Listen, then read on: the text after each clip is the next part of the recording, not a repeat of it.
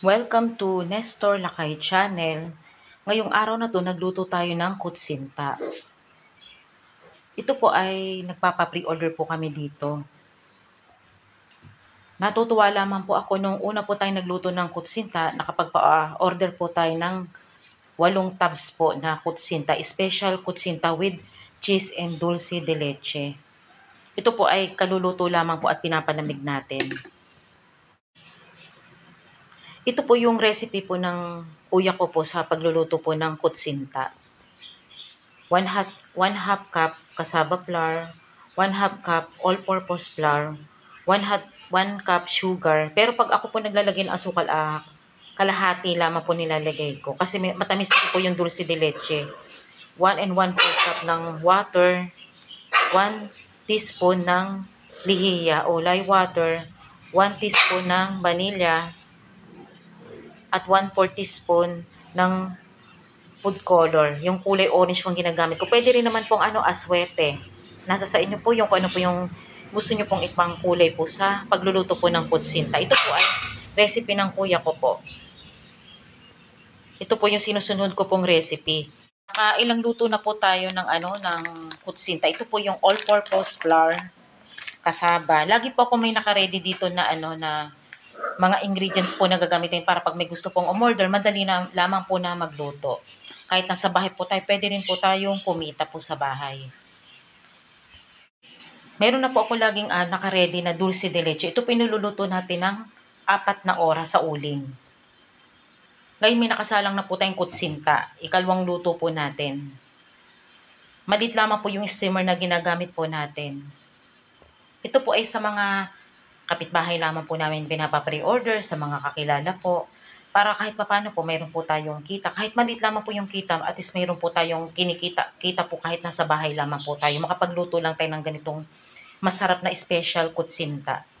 Yung ating kasaba, nilagay ko po dito sa kalahati, 1/2 cup. Ito po yung matagal na naming ginagamit na tasa o cup. Ito po yung sinauna na, ito po yung mga 20 years na po namin gamit. Ito po yung madalas po namin takalan po ng bigas.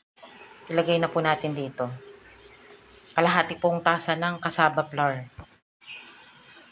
Ito po yung all-purpose flour o harina. Kalahating tasa ng all-purpose flour. Ilagay na po natin.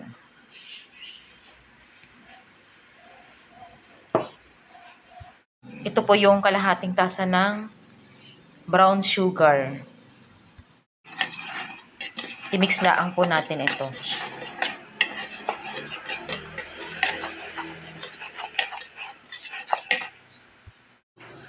Kapag nahalo na natin, lagyan natin ng 1 and 1/4 cup ng tubig.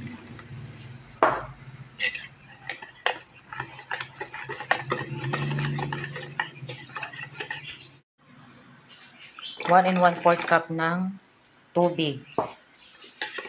Haluin lang po natin tong mabuti.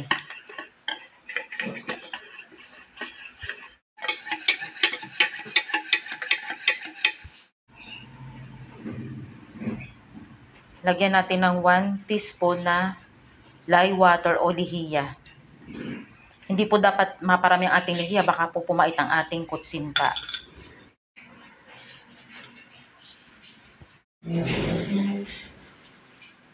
Lagyan natin ng 1 teaspoon na vanilla. Lagyan natin ng food coloring. Ito po yung kulay orange po.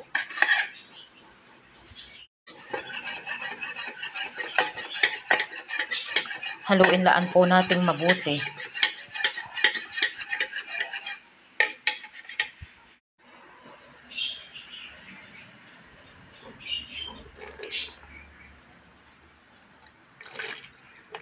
Salain po natin para mawala po yung yung buo-buo po niya.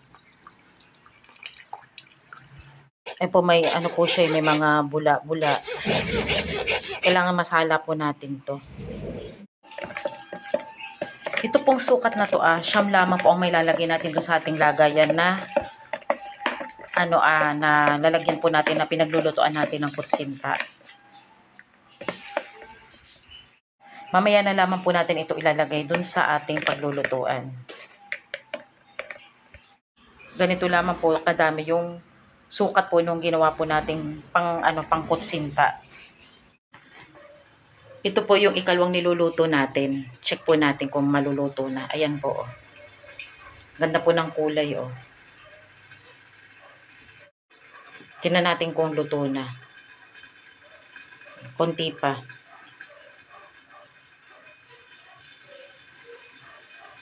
Yung tinimpla natin, ganito po yung kadami ang mapaglalagyan po ng lulutuing kutsinta.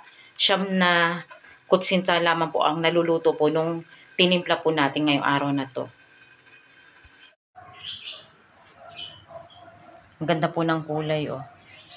Ito po yung una nating niluto. Yung niluto po natin na kutsinta, yun po yung sukat lamang po nung nagawa po natin kutsinta. 9 na peraso po ito. Pag nagpapa-order po ako, 8 peraso po ang ating pa-pre-orders na kutsinta. Ito luluto pa lamang itong isang kutsinta at meron tayong pa-order. Mga 4 ngayon ang umorder. Ngayong umaga lamang pong ito. Mayroon din po tayong dahon ng saging at doon po natin ito ilalagay. Haluin po natin ito bago po ilagay po natin sa lutuan na kutsinta.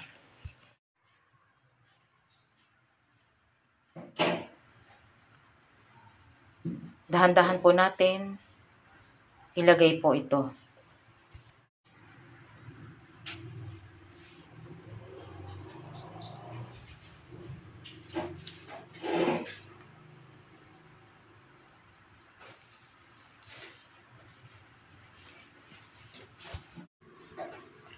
At isasalang na po natin ito sa lutuan nating steamer. Yung nagawa po natin na recipe, yung sukat po, 9 lamang po ang magagawa po nito. Pero nasa sa inyo po kung gusto nyo po maramihan na timpla. Pero yung sukat po natin, yun po talaga yung saktong-sakto po sa lasa. Maligat na na kutsinta na niluto natin at napakalambot po. Ito po yung isang share na recipe po ng kuya ko. Ito po yung madalas din po niya niluluto. Ito po, nakalagay na sa steamer at lulutuin natin ito ng 25 minutes. Lagyan natin ng tela ito para hindi siya yung tubig po pag naluluto. Hindi mapunta doon sa ating kutsintang niluluto. Nilagyan na natin ng dulce de leche. Ito po yun, no.